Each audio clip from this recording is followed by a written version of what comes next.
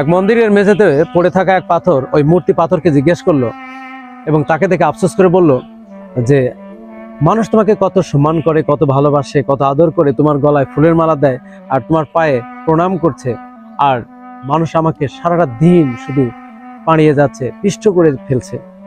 তখন ওই মূর্তি পাথরটি ওই মেঝেতে পড়ে থাকা পাথরটিকে বলল, ভাইরে, যেদিন আমাকে এই মূর্তি পাথরে পরিণত করা হয়েছে সেই কটা দিনের কষ্ট আমি মুখে বলতে বোঝাতে পারবো না তোমাকে। কি পরিমাণ আঘাত করে করে আমাকে খুঁচিয়ে খুঁচিয়ে যে এই মূর্তিতে পরিণত করেছে সেটা হয়তো তুমি সহ্য করতে পারবে না। আর আমি সেগুলো সহ্য করেছি বিধায় আজকে আমি মূর্তি পাথর, মানুষ আমাকে ভালোবাসা দেখাচ্ছে, আদর করছে এবং ফুলের মালা পরাচ্ছে। আর তোমাকে কোনো কষ্ট সহ্য করতে হয়নি, তাই তুমি পাথর পাথরই রয়ে গেছো। কেউ তোমাকে সম্মান বা ভালোবাসা কোনোটাই দেখাচ্ছে না।